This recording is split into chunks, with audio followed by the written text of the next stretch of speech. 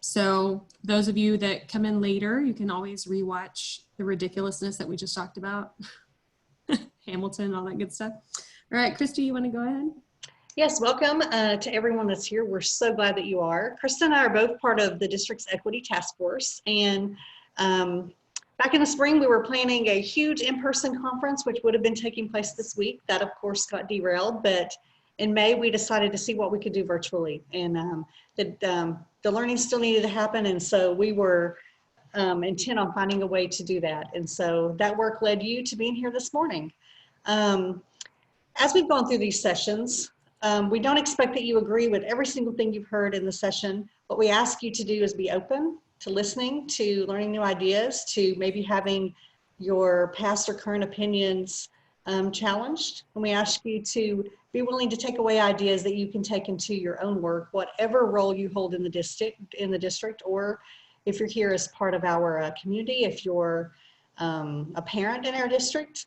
As we all look to make our district a more equitable place for all children.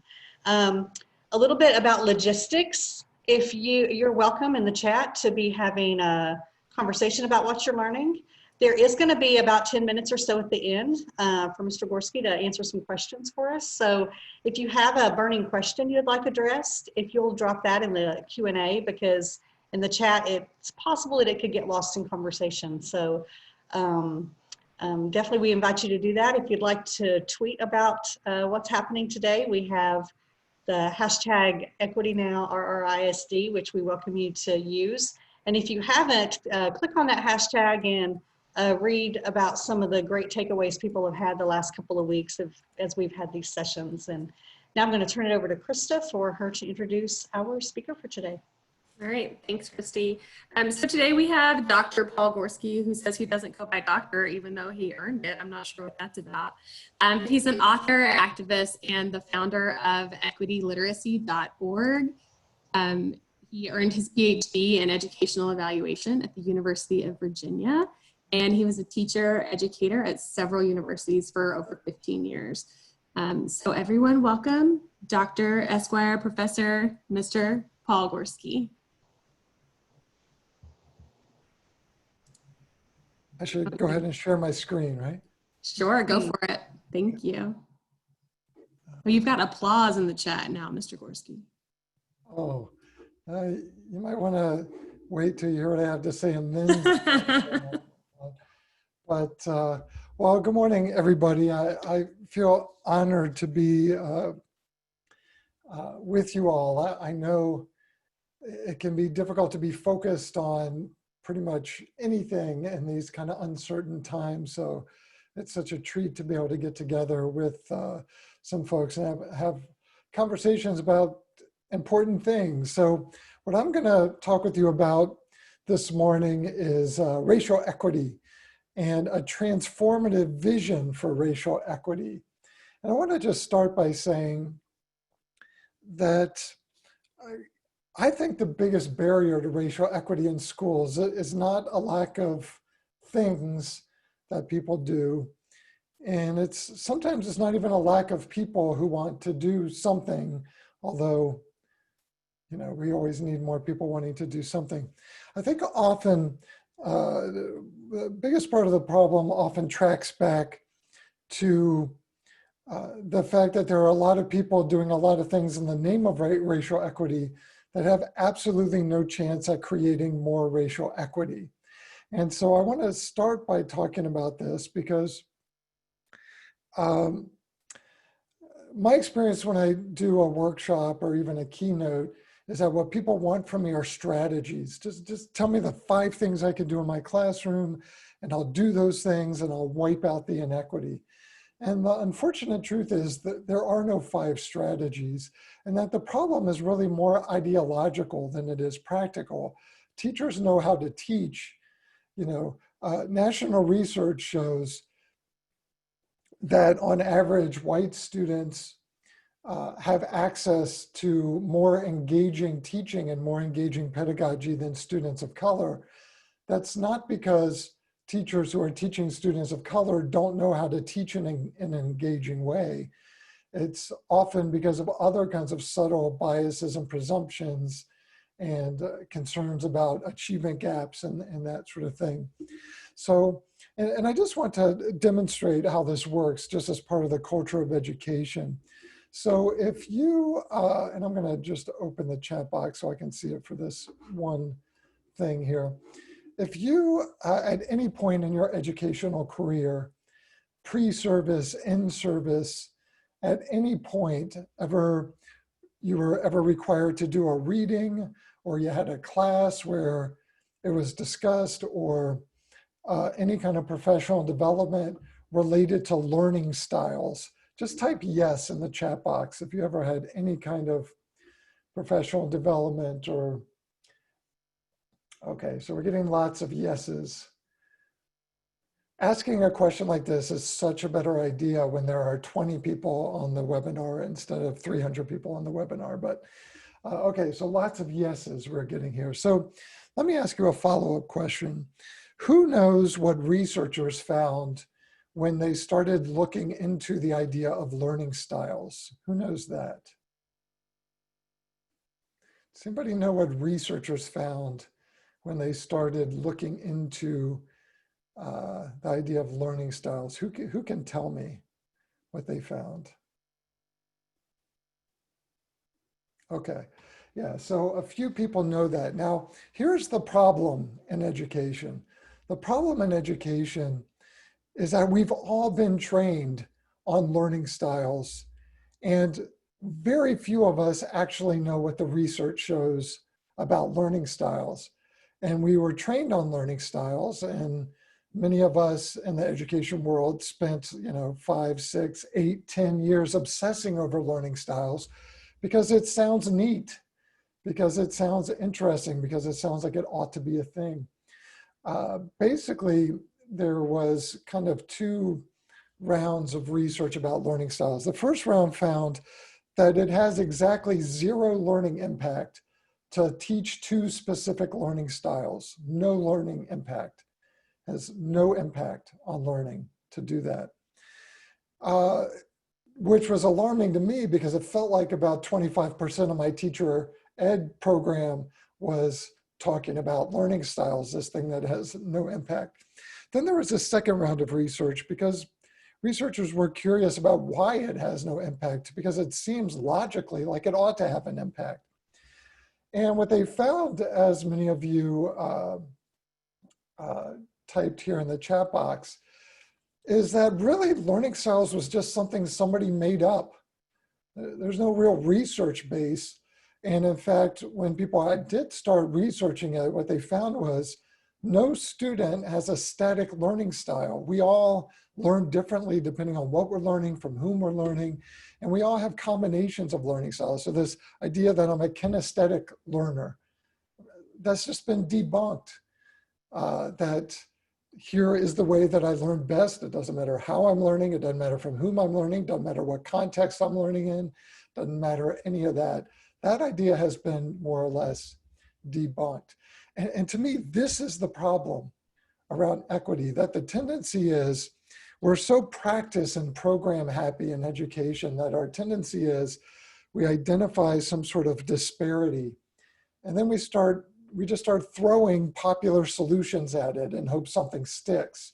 So let's throw learning styles at it. Let's throw emotional intelligence at it. Let's throw grit and growth mindset and trauma-informed and social emotional. We'll just keep throwing stuff at it.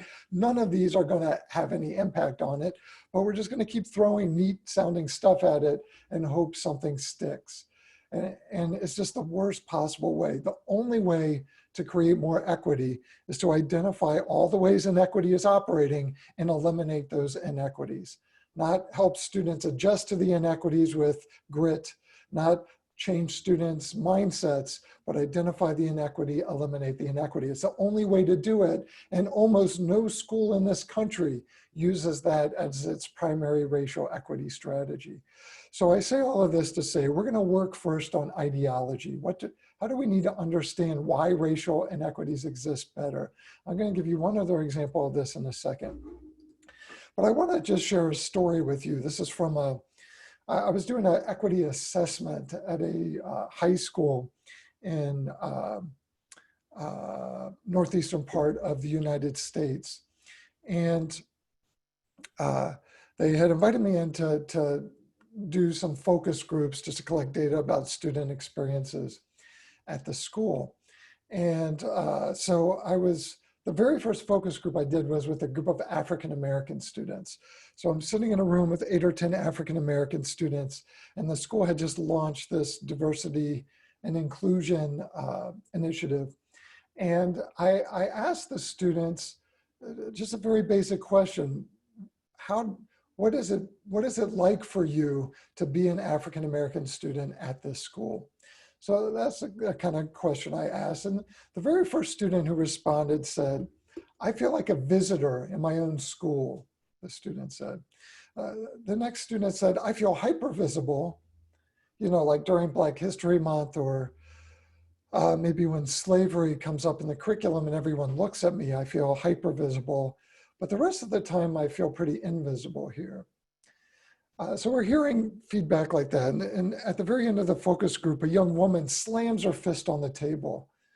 And she says, there's racism at this school and nobody's doing anything about it. So I want you to think about how the people with the least amount of power in that school were defining what the equity problem was. I mean, I've done these focus groups all over the country. Not one time in any of those focus groups, hundreds of focus groups with students of color, not one time have I heard a student say, what we need here is more multicultural arts and crafts fairs.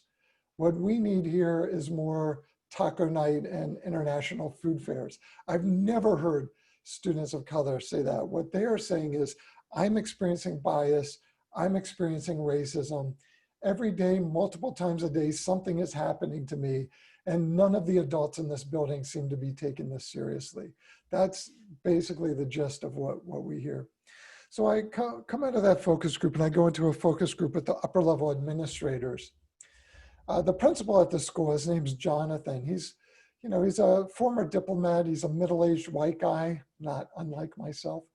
And he, he's one of these people whose office is like a shrine to diversity. He's got his safe space sticker on the door. He's got his unity through diversity poster on the wall. And he's wearing this diversity tie that you see here. So we're around this big, we're in this kind of administrative office, sitting around a big wooden table full of upper level administrators. And here's the principal, Jonathan, wearing this diversity tie. And I asked him, and I asked that group the same question, what's your perception of what's going on here around race? And Jonathan leans back in his chair and he says, what we need to do here is celebrate the joys of diversity. And I said, that's your gap. That's your gap.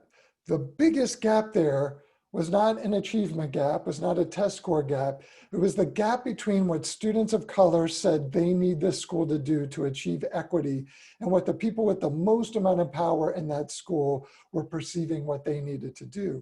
And their whole perception of what they needed to do, I mean, you can have the International Food Fair every day of the school year. That is going to have exactly zero impact on racial equity. That has no impact. You can have every student program in the world, zero impact on racial equity. What the students of color were saying is, I'm experiencing racial bias from teachers. I'm invisible in this curriculum. I am made to feel every day like I do not belong here. And who's doing something about that? I'm experiencing racism here. Who's doing something about it? And then you have the people with the most power saying, we need to do some fluffy celebrations of diversity. And that's the gap. That's an ideological gap. Because if what we need to do here is celebrate the joys of diversity, if that's my lens on equity, I've got no shot at coming up with strategies for eliminating inequity because there's nothing about that eliminates inequity. So this is our first challenge. Our first challenge is an ideological challenge. It's not about some fluffy learn diversity. It's not about celebrating the joys of difference. It's about identifying all the ways bias and inequity operate in my classroom, in my ideology, in my school, in my community, and addressing those directly. And this is just another way of thinking about this. I just want to take you through a quick race-based example. The way that we interpret a disparity is the critical first step. If we don't get the interpretation right, we just have no shot at this. So let's take the example of, we know nationally that African American and Latinx students are suspended and expelled at higher rates than white students. That's a fact. It's been measured 100 different ways. We know that's a fact nationally. And in fact, in most individual schools where that's been studied, that's been shown to be a fact. So here's the question. How do I interpret that fact? Because the way I interpret that fact is going to determine whether I can be a threat to the existence of that inequity, or I could be a threat to the possibility of equity. So let's just step through this. When people have done surveys about this, most teachers believe, who have participated in these studies, when you say African American and Latinx students are suspended or expelled at higher rates than white students, why do you think that is? When people have done surveys like that, most teachers have said they misbehave more than white students. They're not learning proper behavior at home. They're not being held accountable for behavior at home, so they bring their bad behavior to school. Most teachers believe that disparity in who is suspended or expelled is the result of African American and Latinx students misbehaving more than white students. So let's just do a thought exercise. I see this data that says African American and Latinx students are suspended or expelled at higher rates than white students. Then let's say I interpret that as, well, of course African American students are suspended more than white students because African American students misbehave more than white students. If that's my belief, then what are the solutions that I'm going to be able to imagine to solve that? If I think that the problem is African Americans misbehave more, how do I solve that problem? What is my solution going to be if that's my belief system?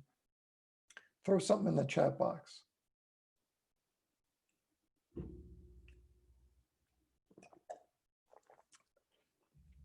Yep, that's exactly right. The result is going to be, we need to fix something about the behaviors of African American students, right? We have to keep punishing them till they conform. And in fact, that's exactly what most schools do.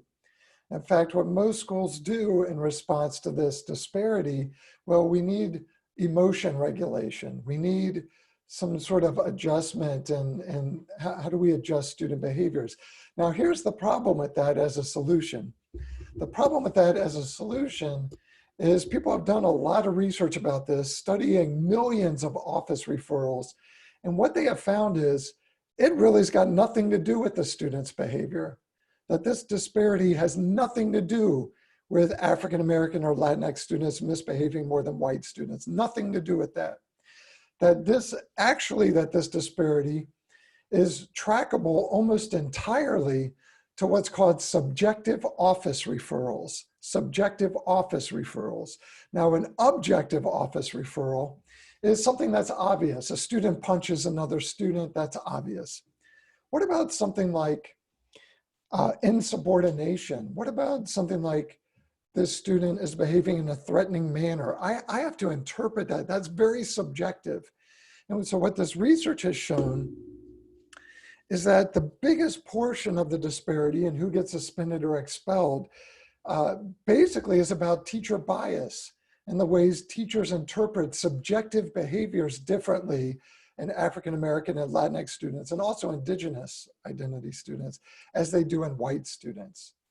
Now, I know some of you reactively are going to say, I don't do that, or that can't be true, or all my colleagues are really well-intended people, and they're not a bunch of racists. This isn't about being a bunch of racists. This is about being socialized to interpret things differently.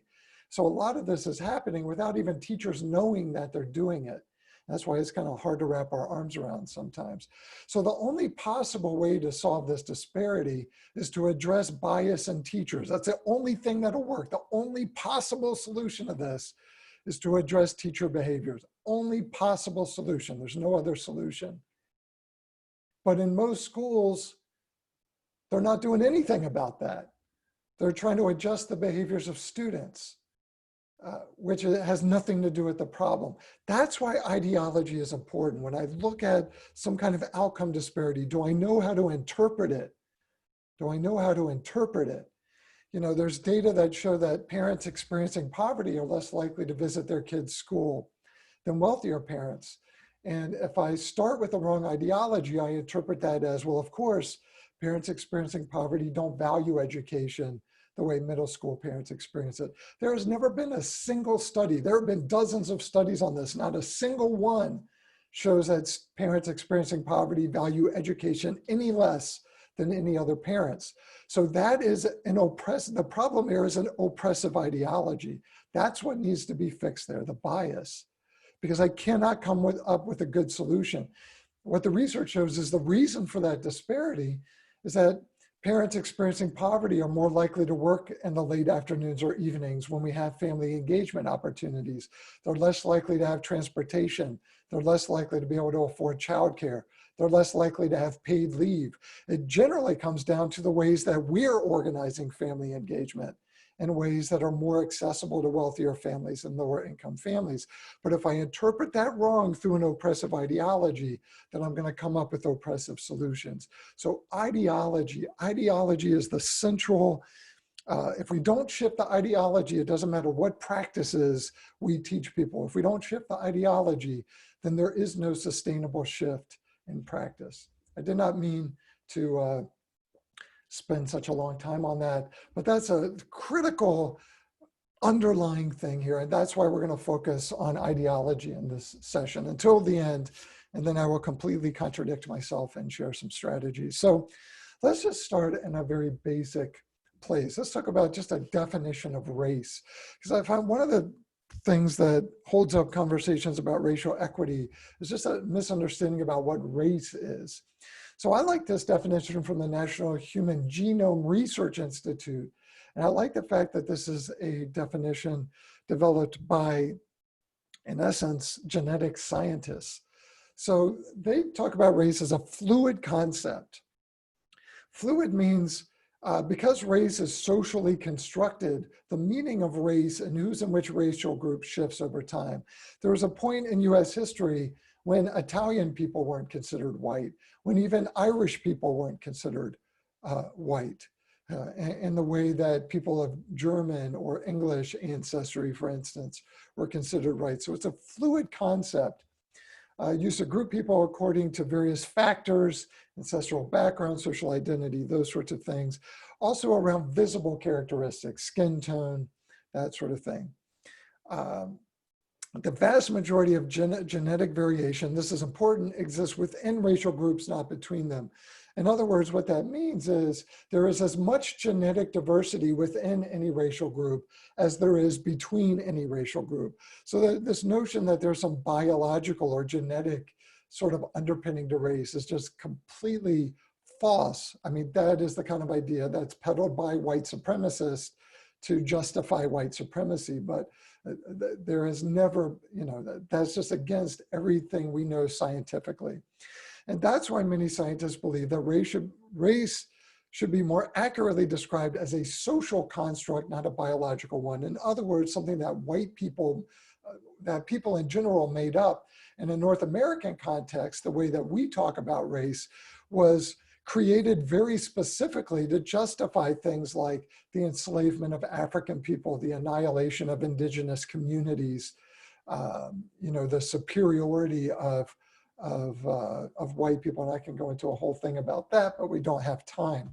So just a few kind of vague-ish agreements on understanding race. One is that people have very different understandings of race. Two is that there's no scientific basis for race. Race is a human constructed thing. There's no biological science in determining who's in which racial group. Usually they're based on meanings humans attach to physical characteristics. So just the existence of racial difference is basically just the mistake of where one's ancestors spent the most generations and how humans adapted in the sort of climate of those contexts, right? It's just a mistake of location, but we all have the same, root ancestry. So it's based on meaning that humans ascribe to those differences. And then finally, again, in a North American context, race was conceptualized in order to justify oppression and exploitation. So it's not an empty concept. It's a concept that was developed the way we talk about it historically, before it was sort of developed in this way in a North American context. The term race was used more like the way we would use nationality, or maybe the way we would use ethnicity. Okay, so then what is race? So in the Equity Literacy Institute, we use a definition that basically says it's a human, science-less, human-created categorization system relying on physical characteristics as a proxy for determining human value and worth, invented in order to justify exploitation, colonization, and oppression, in order to suggest a hierarchy of worthiness, in other words. Okay, so then what is racism? I like this definition from dismantlingracism.org, especially these two middle points. Think about racism as a system of advantage based on race, and racism as a system of oppression based on race. The reason why this is important is because we have to distinguish, if we really want to do racial equity work in schools, between individual racial bias and institutional racial inequity. So we're going to sort of talk through that in a second. So again, thinking about racism, and you can even think about how do we go about racial equity differently if if on the one hand we're thinking, well, racial equity is just a series of occasional events by racially biased people. What does racial equity look like in that context versus racism is a pattern, a system of advantage or disadvantage that accumulatively has a negative impact on people of color and creates more advantage and access and opportunity for white people. So you think about how different our approaches to racial equity are depending on which of these models we're using. We're gonna talk through this in a second. Okay, so I like talking about what I call layers of racism. And this just gives us, again, sort of helps us step through kind of a more complex understanding of racism. So I think of these 6 layers. I'm just going to step through these one by one, and using this same example of discipline policies and practices. So the first one you can think about is called socio-historical racism. Socio-historical racism refers to how people are socialized to make meaning of race, how we're socialized, often in ways we don't even realize we're being socialized. My parents never said to me, African-American people are dangerous. But often if we drove through an African-American community, I would see my parent, remember when you had to, lock the door by hand, and they would lock the door and that sort of thing, or my mom clutching her purse if a African-American person came onto the elevator or whatever. So socialization happens in a lot of different ways. But the way we're socialized to make meaning of race is so deeply embedded in people's psyches and so normalized that it's just considered normal, that it's just considered the truth. And if I'm socialized in that way, sometimes it's hard to kind of step out of that and look at it critically because I've just been socialized with that belief system. So how this might impact this sort of discipline disparity in school is if I've been socialized implicitly, even to have kind of this subtle fear of Black, Latinx, and Indigenous people. And in fact, there's actually research that shows that on average, white teachers do have that white teachers respond differently in different behaviors, like I mentioned earlier. Socialized to interpret their behaviors differently then I would interpret the behaviors of white students. And again, I want you to think about this implicitly. It's not that I'm doing this on purpose. It's just that I'm doing this through the ways I've been socialized to interpret race differently. And that feeds into what's called ideological racism. Ideological racism is the result of socio-historical racism. So it informs our worldviews, it informs our belief systems. So how has this socialization informed the ideology that I have now about race? So one thing I want to say about ideological racism is that it can also be a choice. You know, people can and often do adopt white supremacist views or deficit views of people of color, even if they don't believe in inherent white superiority, even if they have all of the evidence they need. It's not hard to get this evidence.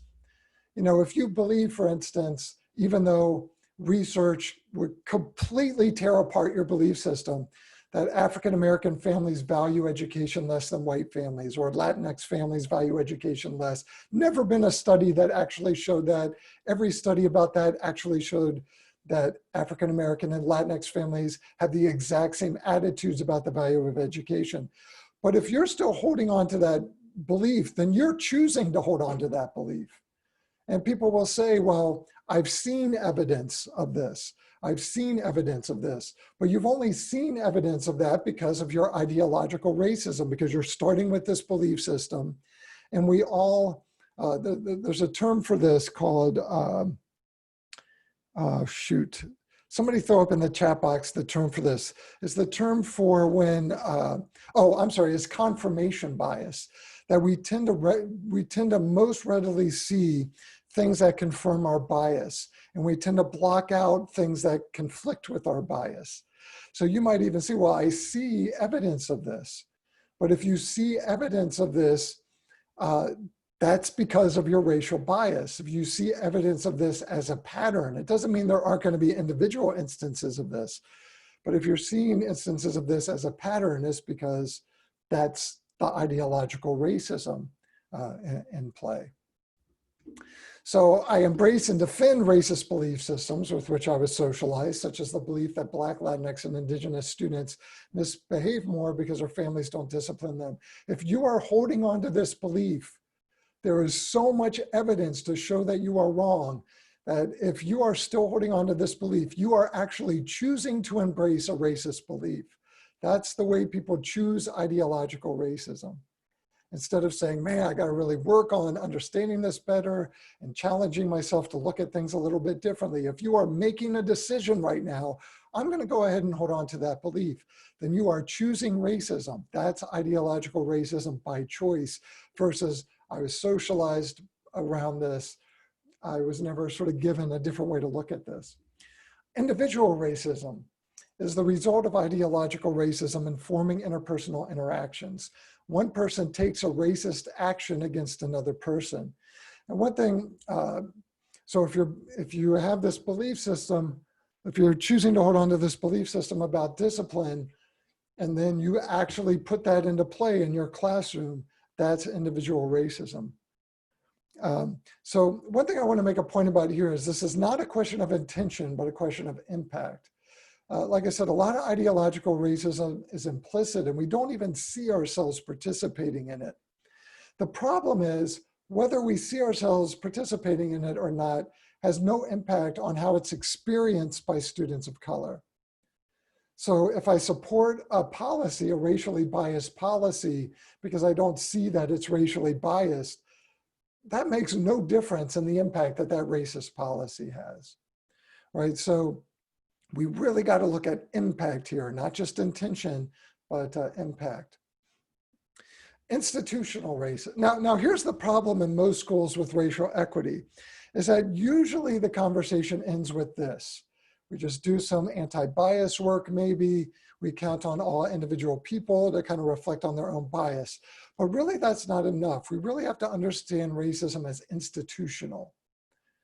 So institutional racism is enacted through policies, practices, unspoken aspects of institutional culture that target or harm people of color while advantaging white people.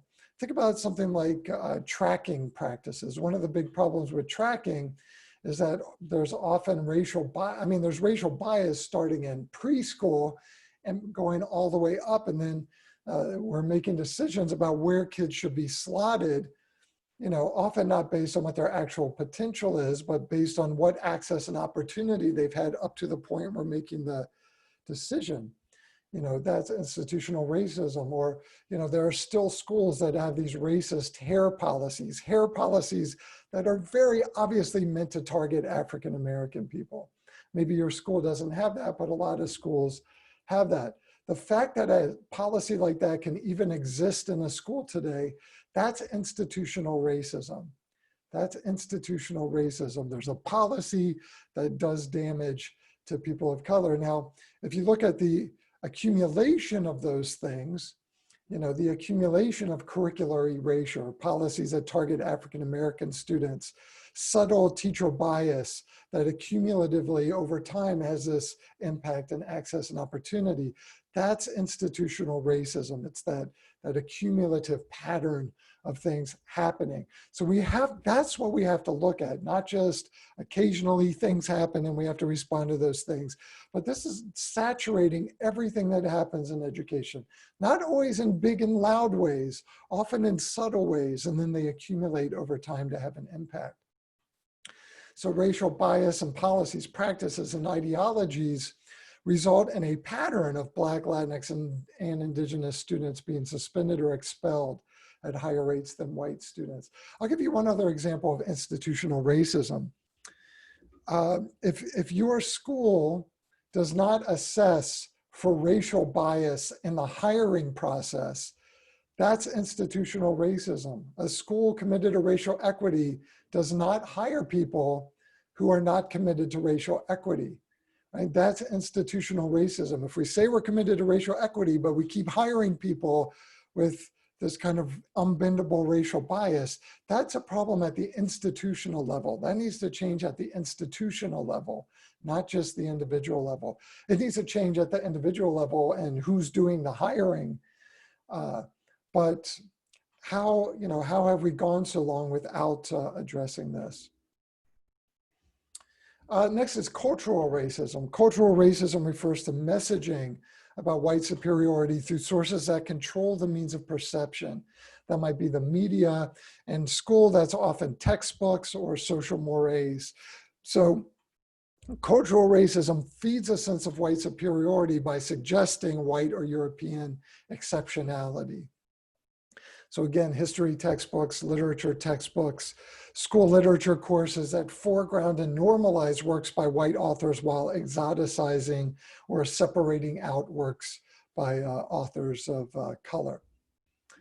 Finally, there's structural racism. Structural racism is the big overarching set of conditions, the network of unjust distributions of access and opportunity built into all systems and structures that accumulatively advantage white people. That doesn't mean in every context every individual white person is advantaged. We're talking about a pattern here. And disadvantage people of the global majority, which is another way of saying people of color and their interests. Now, somebody asked about this, and there's something I was going to talk about on this slide. This is a good opportunity to bring in intersectionality, because even if you look at how white people are advantaged, there's kind of a hierarchy even of that if we look intersectionally across other dimensions of identity, such as class and poverty. So my mom's family is Appalachian coal miners. And so they grew up white.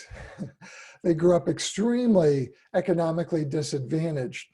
But in the context of their community, the people of color were experiencing that economic disadvantage and racism, including the racism from white people in their own community who are being socialized to believe that their poverty had something to do with the existence of people of color, rather than something to do with the coal mines not paying them living wages, and the coal mines exploiting their labor, and the coal mines creating competition between white workers and Black workers in order to keep wages down, right? So there, and you can look at the same thing across gender.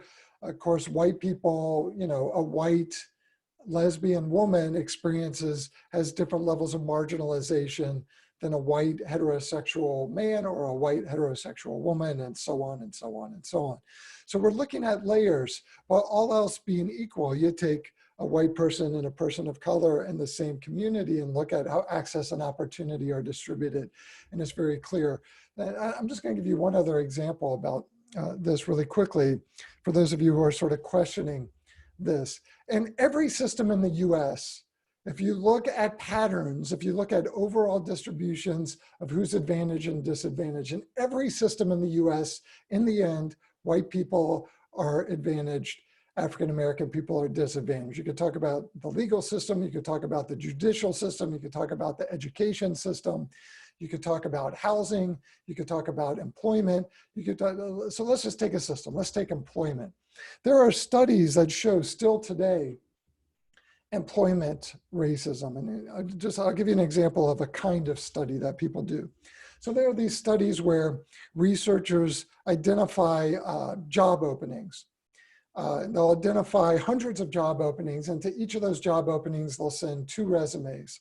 One resume that has the name, like a stereotypically white sounding name, and one that has a stereotypically African-American sounding name. So they'll give them all the same credentials. The only thing that's different is the name. You know, Paul Gorski, Gorski, pretty white sounding name, versus, Rashard Jackson or something like that. Okay, so, and of course, historically, Jackson was a white person's name, and that was forced upon initially enslaved Africans by slaveholders. That's a whole other story. So send out 2 applications to each of these jobs, one with stereotypically white sounding name, one stereotypically African-American sounding name, all the credentials the same. And in these studies, what they found is that on average, white applicants receive between 30 and 50% more callbacks or invites to interviews than the African-American candidates. 30 to 50% more. The only different thing is the name. So again, if you want to believe that this doesn't exist anymore, you're choosing to believe that. The amount of evidence is overwhelming. When people say, well, there's no racism, that's like saying there's no trees. There's as much evidence that there is racism as there is that there are trees, right? So, and I say this because in our schools, when we start talking about race, we need to not waste our time in conversations about whether racism exists. That's a complete waste of time. What we need to be talking about is, how is racism operating? How do we eliminate racism? Okay, so I want to just summarize this with some important shifts of understanding. One, racism is solely individual, interpersonal actions, like this person doesn't like that person because of their race. We certainly need to address that, but we also have to look at racism as structures of advantage and disadvantage. If we map out all of the biases and the inequities, and then we look at the accumulation of that, who's advantaged and who's disadvantaged. Shift to racism as an occasional incident. So we're just kind of sitting back waiting for students of color to report racist incidents. Of course, what I'm hearing in these focus groups is mostly they're not going to report it because they don't trust the adults in the schools to do anything other than invalidate their concerns and further marginalize them. But racism as an occasional incident to racism as ordinary and impacting everything. When I say ordinary, I don't mean that it's right, that it should exist. I mean that it's operating all the time. So again, you can think about, how do our racial equity efforts look different if instead of focusing on, we're just going to respond to occasional incidents, we're saying, okay, racism is saturating everything. So how do we understand how it's operating in our student conduct handbook and our practices and our curriculum and our pedagogy and our tracking and our discipline practices. Shift number 3, racism is solely prejudice belief system that can be adjusted with anti-bias training. We do want anti-bias training, but we also know that we need anti-racism training. anti-racism training. How can I learn how to recognize all the ways racial bias is operating? So I want to go into, I'm going to go through this kind of quick because we're a little short on time. I want to just shift to, okay, well, how can we understand racial inequity and racial equity in schools? So I think of racial inequity as an unfair distribution of access and opportunity, resulting in both outcome and experience disparities that are predictable by race and other identities. Okay, so I want to talk about this material and non-material and outcome and experience. Material and non-material. Material access refers to who has access to things that cost money that will give them an advantage in school. So that might be things like technology, that might be things like tutors, that may be things like summer enrichment. So this is another one of those intersectionality sorts of things that poverty and race do overlap because disproportionately people experiencing poverty are people of color, disproportionally. But I do think we need to be careful because some people, because they are uncomfortable talking about racism, always want to make the argument that the real problem is class, not about race. But even if we hold class constant, the research shows that all the racial bias and racial inequities still exist. So anyway, that's material access. Non-material access has more to do with things like institutional culture. Who has access to a curriculum that reflects them in deep and meaningful ways all the time, not just in a special week or a special month? Who has access to teachers who don't have racial bias about them and their behaviors? Who has access to a school culture who is built around their cultural norms instead of somebody else's cultural norms, right? So that's kind of, who has access to good teaching? If we look at tracking practices, who's more likely to have access to more engaging kinds of teaching? But we also have to look at, I think part of the problem with the high stakes testing and the No Child Left Behind era is that we've started fixating on test scores and those kind of quantitative measures. But we also want to look at experience disparities. All of us can think of a student of color who is doing really well in school, is involved in everything, but is still experiencing racial bias and racism. That's not equity. That's not equity. Right? So we got to make sure we're addressing experientially what students are experiencing. And again, when I do these focus groups with African-American students, Latinx students, whoever it is, and I say, well, how heavy is this burden of racism in your school? How often are you experiencing something? I've never heard a student say, well, last year I experienced one thing and this year I experienced one thing. The response is always every day, multiple times a day, I'm observing or experiencing something. I've got white students using the N-word. I got teachers not knowing how to respond to white students using the N-word. I feel invisible in the curriculum. I have a teacher teaching Huck Finn or To Kill a Mockingbird who is absolutely clueless about putting it into any kind of racial context.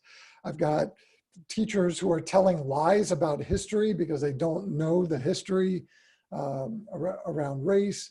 I've got, I'm forced to sit through these anti-bullying experiences while I'm being bullied by white students in the audience while we're watching this anti-bullying, program or whatever it is. So, so we got to look at those experiences. If any student is experiencing any kind of inequity in school, doesn't matter how much equality we get with the outcomes, that's not equity. Okay, so I think I just talked about that.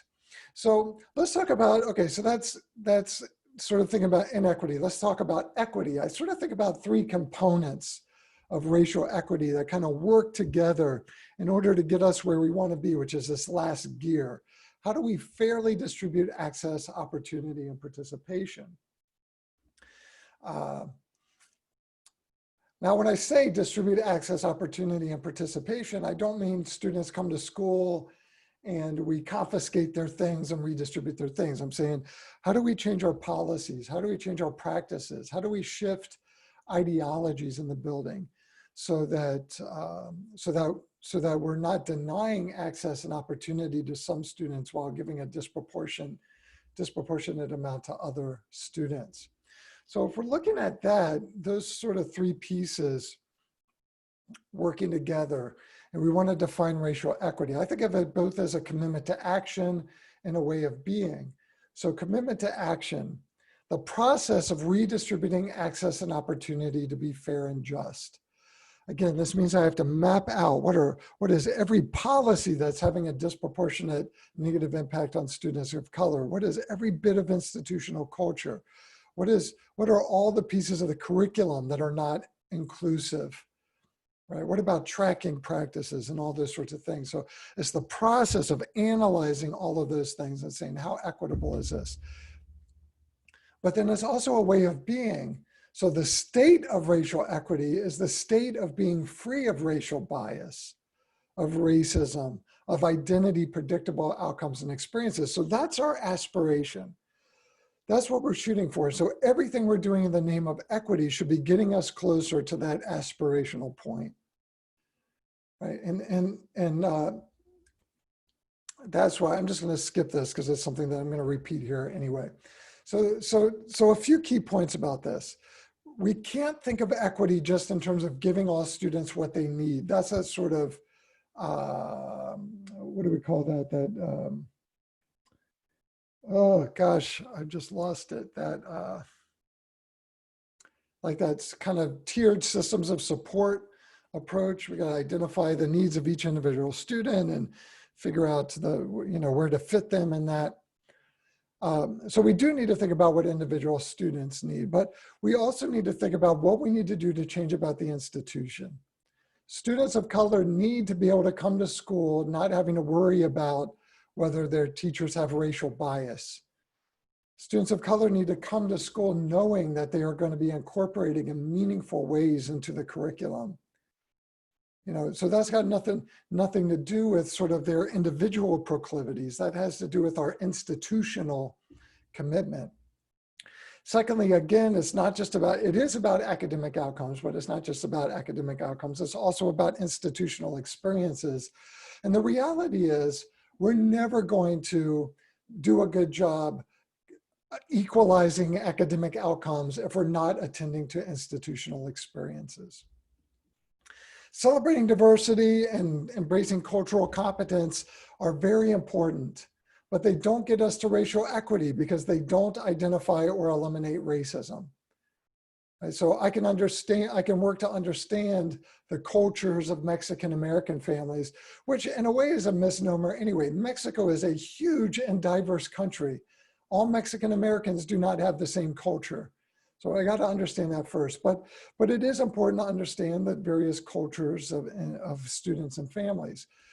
But that's not the same as understanding the racism Mexican Americans families cope with outside of school and in school. That's a different way of looking.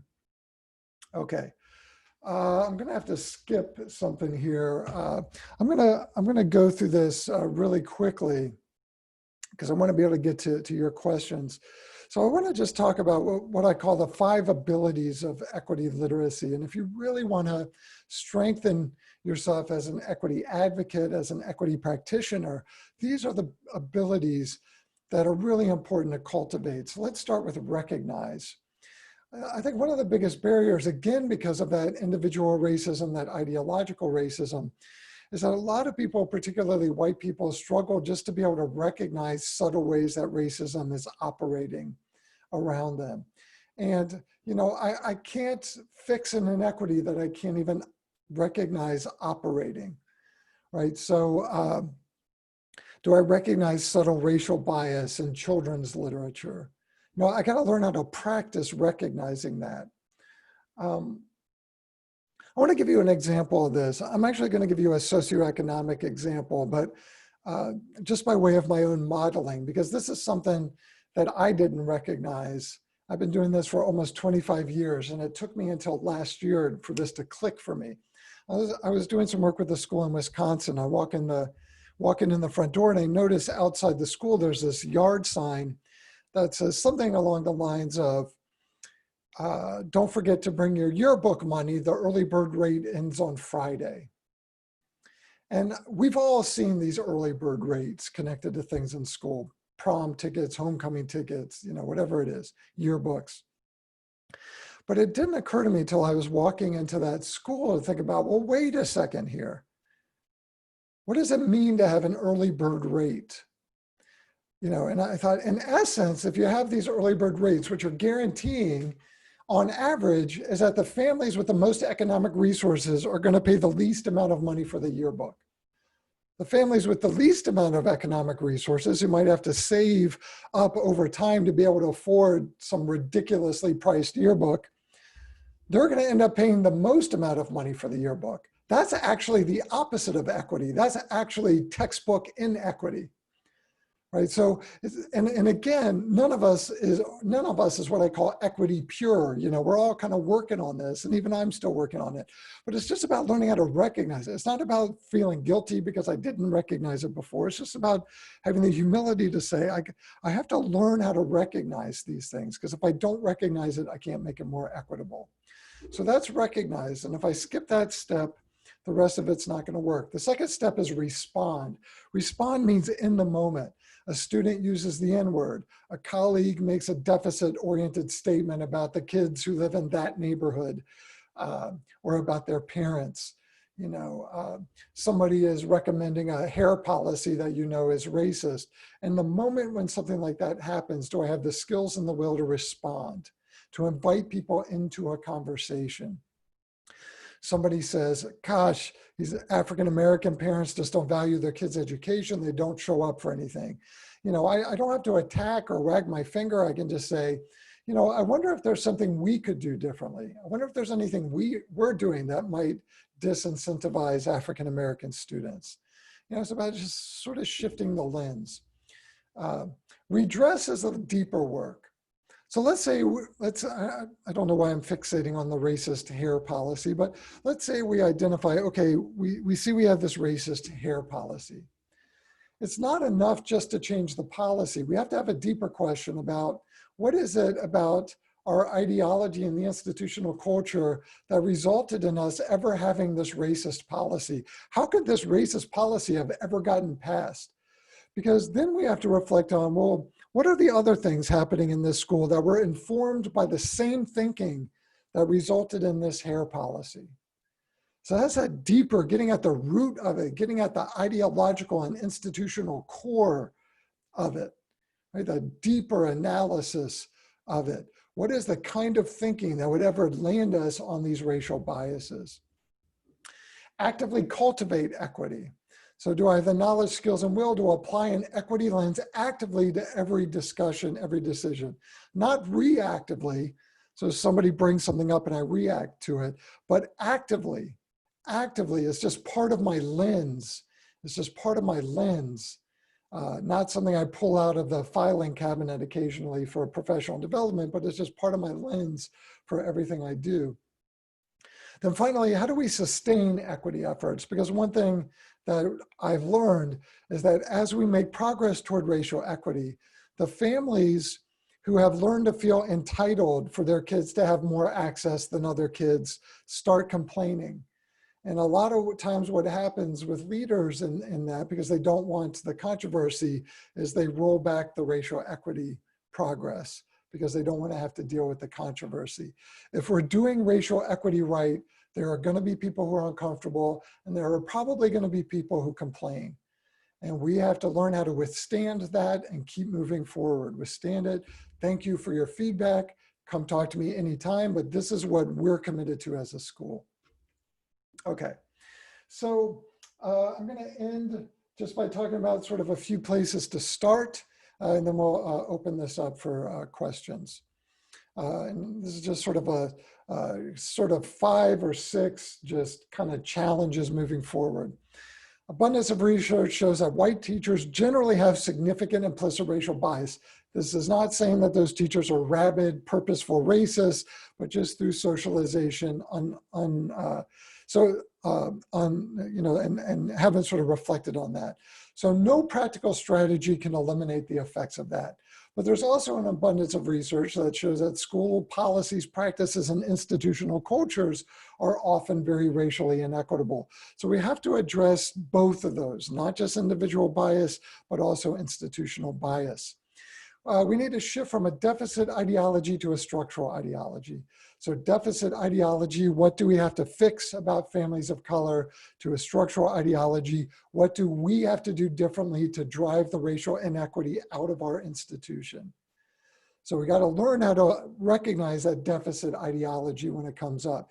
If any of our racial equity efforts are focused on adjusting the mindsets, cultures, values, grittiness, resilience of people of color, then we're doing it backward. We should not be helping people of color survive a racist system. We should be eliminating the racism in the system. And that's that shift from deficit ideology to structural ideology. Tracking and ability grouping often fraught with racial bias, so that's a good place to start. Look at how that's happening and operating. Somebody asked a question about hiring, and I knew this slide was coming up. That's why I ignored your question. But you can ask something very simple. Why on average do African-American students not do as well in school as white students? Why are African-American students, Latinx students, Indigenous, whoever it is, more likely to be suspended or expelled? You can ask a similar question across class. Why are students experiencing poverty more likely, and so on and so on. And this is where that deficit versus structural ideology comes into place. If I ask that question and the person I'm interviewing responds with, well, their parents don't value education and they don't have any role models at home and that sort of thing. If their response is, here are the things we need to fix about African-American students, that is a person with racial bias. That is a person who's going to do damage. It doesn't mean they're a horrible, rabidly racist person, but there is no way to have that as an ideological position and not do damage to students of color, right? So I either have to say, okay, well, this person is not the kind of person we want working here, or I have to say, there needs to be some intervention between the time I hire this person and when I put them in front of children.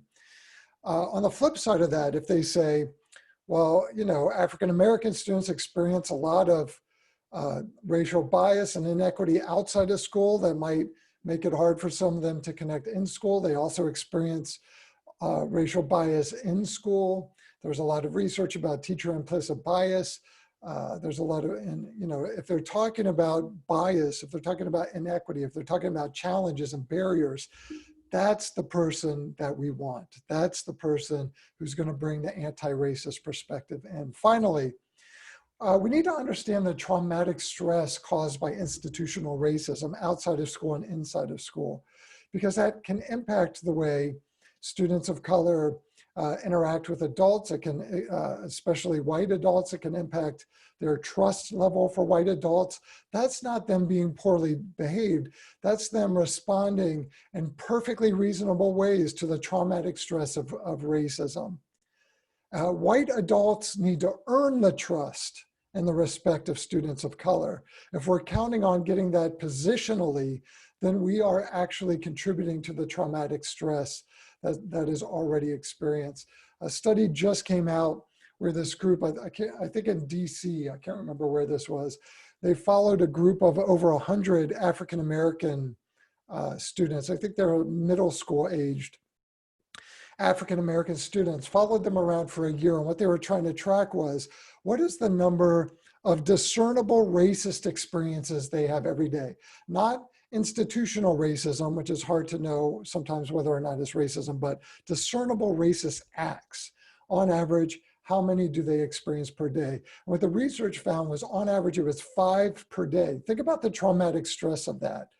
5 instances of, and again, we're not talking about just the everyday racism that happens. I get, you know, I get followed around in a store and I don't know whether that's racism or that's because of my age or what. We're talking about discernible, clear racist acts. Think about the traumatic stress of that, right? And so please excuse students of color, some of them, if they might not just immediately trust, you know, white principals and white teachers. And many of them, just in terms of survival probably shouldn't trust that white adults have their best interests at heart. So we got to earn that. We got to earn that trust. So I just want to, as a final reflection, share this quote from Martin Luther King Jr.'s letter from Birmingham jail. I think this is perhaps the most important racial justice document ever written in the United States. So I encourage you all to read this if you've never read Letter from Birmingham Jail.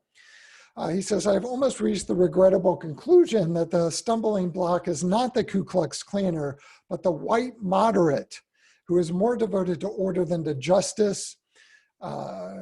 You might see that playing out in school by thinking we're going to address racial equity through PBIS or some other behavior modification thing, who prefers a negative peace, which is the absence of tension, to a positive peace, which is the presence of justice. If I had to characterize racial equity work in most schools, unfortunately, that's how I would characterize it. A negative peace, which is the absence of tension. We're going to move, we're going to take baby steps, we're going to coddle the resistance of people who don't want to be having the conversation. Our racial equity work should be moving at the pace of the people who are the most desperate for racial equity, not at the pace of the people who are most resistant to racial equity. And too often in schools and school districts, it moves at the pace of the people who are the most resistant. Shallow understanding from people of goodwill is more frustrating than absolute misunderstanding from people of ill will. So what that means for us, deep understanding. How does race and racial equity operate? How can I look at this from an institutional view? How can I look at this with a high integrity framework for racial equity instead of just sort of picking around the edges? So I'm going to end there. I do want to mention really quickly that my organization is hosting in September this low-cost four-part series for teachers who want to learn how to better teach about racial justice in P12 schools. And if you want information about that, you can go to teachjustice.eventbrite.com. We often have schools or school districts who buy a bunch of seats, and so we can offer a little discounted rate. But if you want to learn how to have these conversations with kids, this is kind of a low-cost opportunity to do that.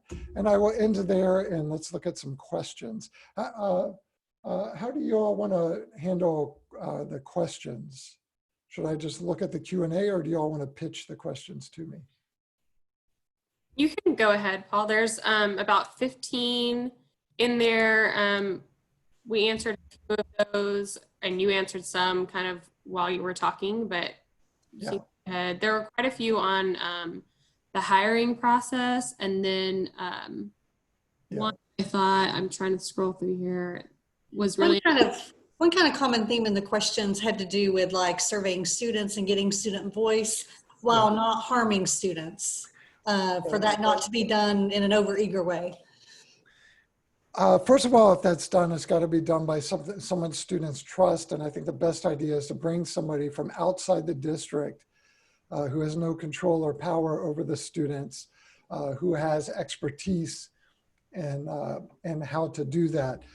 I have found doing this, going into school districts, doing it, that students are desperate to have these conversations, but they're not always, often they're already having conversations with adults they trust in the building, but they're not going to have it with adults they don't trust. They're not going to be honest. So bringing somebody in who knows how to do it, who knows how to do that effectively, and who doesn't have any power over them is really important.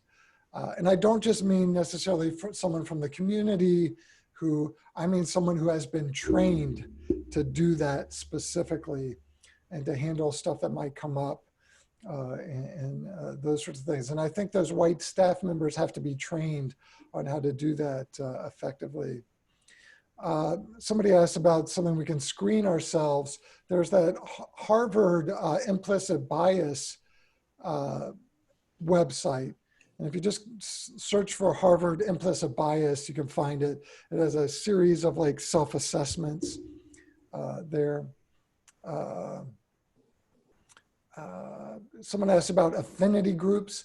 I think affinity groups are great for people from groups that are marginalized. If they're going to be white affinity groups, it's very important. It all comes down to who's leading them. I don't think it's useful to have white affinity groups along the lines of, oh, you know, let's get together and talk about how hard it is to be white people, you know, talking about race and how my family doesn't like me anymore, that sort of thing. If it's affinity groups, white affinity groups, eventually the conversation has to get to how are we talking about racism? How do we get closer to racism? That dialogue-based stuff is only useful for white participants in particular to the extent that it's preparing us to actually do something.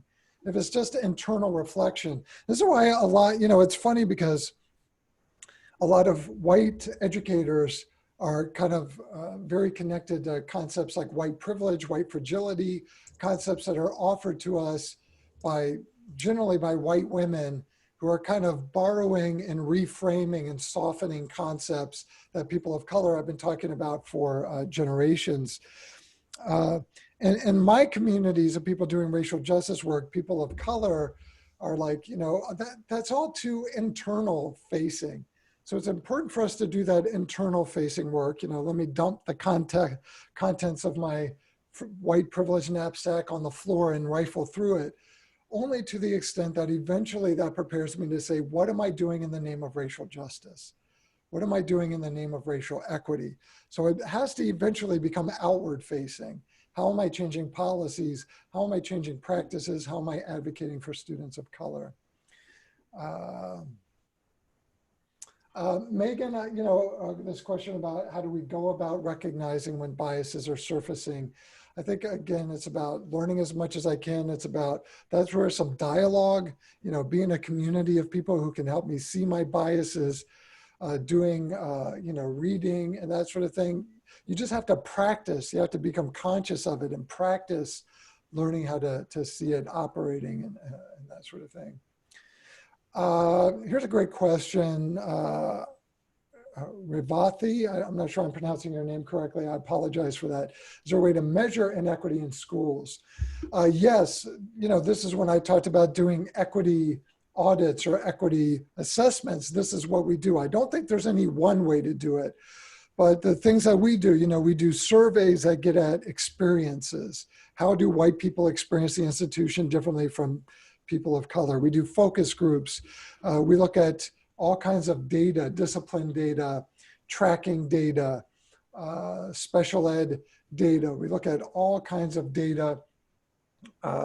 We might also do surveys of parents, surveys of educators to look at what their ideologies are. We might do curriculum analysis. We might do policy analysis. These are all ways that you can do a little bit of measuring, but if you really want to measure, you have to do a robust collection of a lot of these things. John brings in the bias toward LGBTQ. Or June, I'm sorry. Today, the focus was on racial equity. And I do think there's a danger in trying to do intersectionality in a way that erases anything. So we have to do intersectionality and we need to do focus. So I agree with June there. And we have to also screen around socioeconomic status, disability, home language, religion, you know, everything. But we also have to be willing to do deep dives on race and deep dives on LGBTQ and everything else without sort of being distracted back to some other issue. I know I'm out of time. Can I do a couple more of these? Yes, definitely. And anyone that needs to go, we totally understand and we appreciate your time. But if you have time to hang around, we can do a couple more questions. Yeah, we're going to keep recording, so you can always watch if you have somewhere else you need to be. Brittany asks, how can teachers help close the gap? The only way to close the gap is eliminate racism. So what you could do is identify all the ways racial bias and inequity are operating in your own classroom. That's a good starting point. Look at the curriculum, look at your pedagogy, look at your own attitudes and ideologies, look at your approach to discipline, look at how you interact with families, practice becoming more cognizant of that, because the only way to do it is to map out all the ways inequity is operating and then address those with humility. You can also become an active advocate for students of color. there's a principle of equity literacy called the prioritization principle, which basically says if we want to get to equity, we have to actively prioritize the interests of students whose interests historically have not been prioritized. So that means I need to go out of my way to advocate for students of color to be placed in higher tracks. I have to go out of my way to advocate for policies and practices that redistribute access and opportunity and prioritize the interests of students of color. So those are the kinds of things we can do. I think I kind of answered Adam's question in a different way. We have equity teams. How to get them started? Again, I think the most important thing is to have a robust and complex and shared understanding of equity, a deep understanding of equity. Because I think oftentimes what equity teams at schools end up doing is running the cultural festivities at the school or those sorts of things. Really what you ought to be doing, your role ought to be doing this sort of mapping and prioritizing. Here are the ways inequity is operating. Let's prioritize how we're going to address those. But again, it's about learning the knowledge and skills about how to do that. I'm running out of steam here. Question about how do we have sensitive conversations about racial equity with campus administrators who don't see their racial bias?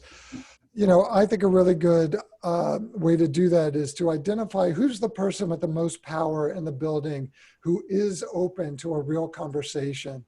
And what you want to do is work that person and prepare that person to work up the power chain. You know, who has more access up the power chain.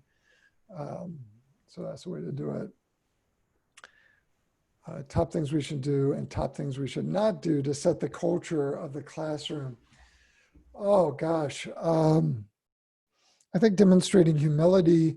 I think I don't know. I don't know if I'm really if I really have an answer to that question. I will say the most memorable thing, probably the most impactful thing I can ever remember a teacher doing on the first day was my 8th grade literature teacher, Ms. Kapp. So the first day she hands out the books. She instructs us to turn to the table of contents. The very first conversation we had in that class was who was represented and who wasn't represented in our literature textbook. I mean, that was the birth of my critical thinking, that exercise. You know, so normalize that kind of critical thinking. Normalize that kind of critical thinking, I think, is important.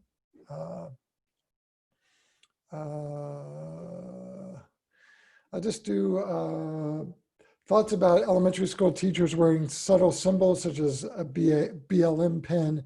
Would this be considered trivial and meaningless? I think that's only trivial and meaningless if it's the only thing that I'm doing. I think if I'm doing that without, you know, without doing things where students really recognize me as an advocate, then it looks like I'm just posturing and performing. If I'm doing it and all other signs demonstrate my commitment, then I think, you know, I might have students of color look at me and recognize that, hey, this teacher has taken a risk by wearing that, you know, so that's how I would think through that. So, okay, I think I need to, I'm over time here. Feel free to email me, connect with me on Twitter if anybody wants to kick around any other identities or questions. Check out equitylearn.com, which has a couple of free and some low-cost online self-paced modules that you can use if you want to continue learning about the equity literacy framework. So I will end there. Thank you all. Sorry for going a little bit over time, and hopefully I have a chance to connect with you all again at some point. Thank you so much. So many people in the chat have already commented on not just what a great session this was, but that they wish every single person that works in our district could see it. And I could not agree more. Thank you so much for your time today, for visiting our district. We look forward to having you here in person in the future when we're able to have that in-person conference. And for everyone that participated today, you'll get a survey later today. You'll get the video in case you missed parts. Several people were saying, wait, I'm taking notes, I'm missing things. So we'll send those resources out to you. Yeah, and I don't know if you guys saw in the chat, but the Equity Task Force members are going to hold space for processing all of this information. So if you're feeling overwhelmed or excited or any of the above, you can come and process with us in the Zoom that we put in the chat. And I'll put that in there one more time for you guys. It was also emailed to all the attendees.